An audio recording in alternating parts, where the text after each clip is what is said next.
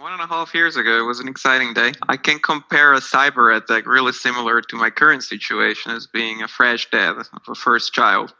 It's a 24/7 shift, and you have no idea what you're doing. And that was the same thing with the cyber attack. I remember that day. I was got on a call early morning. It was like crazy. Head of infrastructure called that we are being hit. It's a ransomware attack. Everything is getting encrypted. It is, if we don't do something, then we're going to lose the company.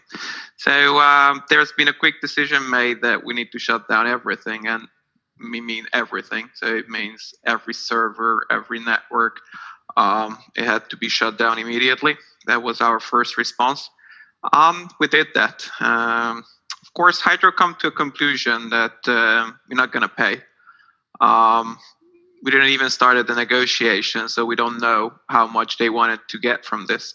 But I think it was in the millions, so I'm pretty sure about it, because Hydro is a large company, big money's coming in. So it is,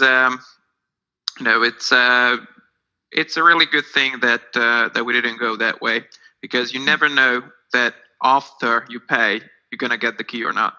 So what we did is that we said, okay, we need to plan for the recovery because we shut down everything, nothing works. We need to do something now. And so what we did, we went out to the partners.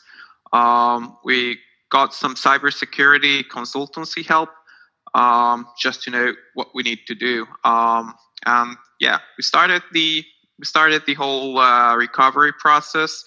I think after day one, and it really, it was like bringing up your 80 server from scratch and introducing Turing model. That feels like doing a brain surgery without putting the patient on sleep or to sleep. So it is, you forget about ITIL. There's no change process, nothing like that. All you have to do is to do things quickly and but efficiently. So yeah, it is. It was crazy times, and the whole recovery took 3 months. We lost a lot of money.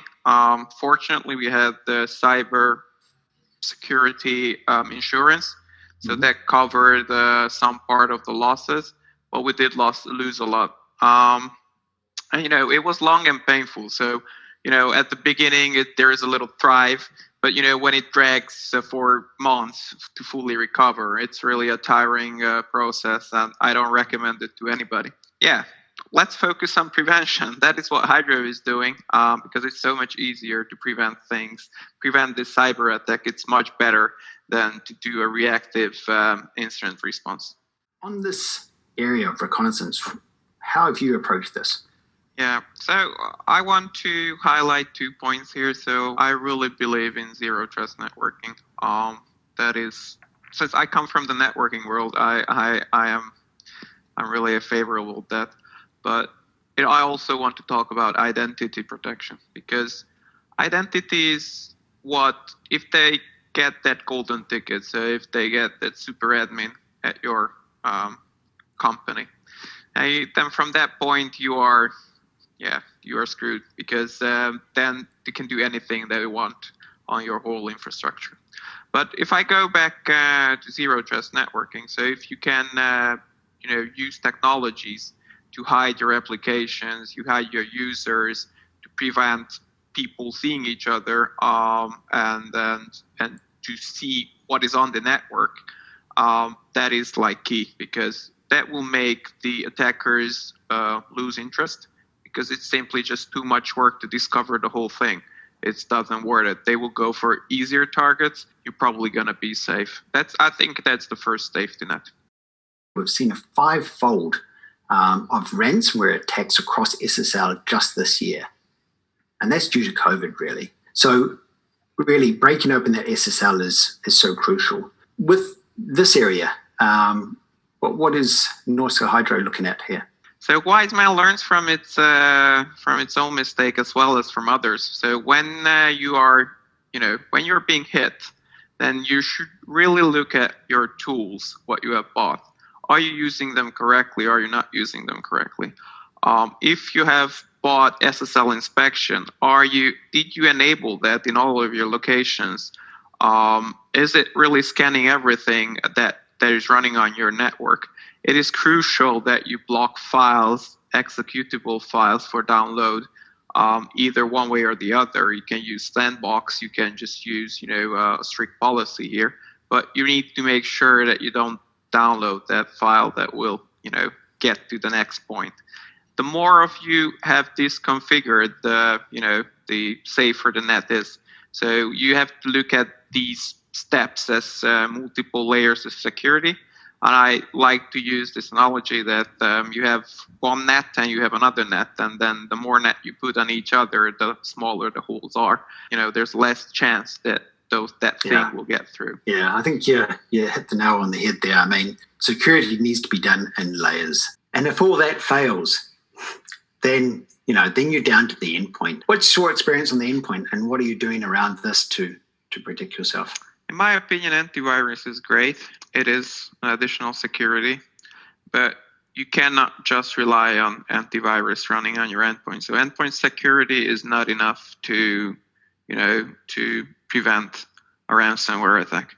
In the Hydro situation, when we got hit, we were in the middle of a merger. That means that half of the network was Hydro and the other half was Sapa, another company that has been bought. And we used two different kind of malware protections. And both of them just got shut off because they had the super admin thing. So they just shut it off, and they could install the malware and the encryption. So it is great. It is good to stop things, but it's not enough by itself. You need to have it with all of the products as well. So if this happens, you get to the point and it's now you are compromised, really. You want to know about it. And I suppose that's where it comes to the next, there's plenty of tools left here. We did that tiering model during the cyber incident because we had to. So that's a good start. But you still need to protect that asset. And there are many ways to do that. You can use, for example, Zscaler private access to secure the access that way, that only those administrators get to that point, and it's invisible. Your tier 0 infrastructure is invisible from the rest of the network. That's a good idea. The botnet detection, that is important. You need to use your tools. You need to have that SSL inspection there, because most of the time what they do is they just build a tunnel from their command and control center towards an external server, and that is based on SSL. They usually do it on 443. They encrypt it, and if you don't have SSL inspections, you will not be able to detect these bot calls, and that's the way they go in and out from your network. So if you detect anomalies like that, you're pretty sure that you are being investigated for an attack. They are preparing something for you. So I think those are really important to be highlighted. And I believe also DLP is coming up because ransomware, it goes for encryption and the ransom money first. But what they usually do is they go for your data as well. They store it, and then they will sell it, or they will say that, okay, they put it on the internet. I think we had a lot of discussions with you, Tony, around this, that how important DLP is nowadays, right? Yeah, for sure. Yeah, I think that's unfortunately where we are today, and it's using all the tools that we have to really stop these types of threats.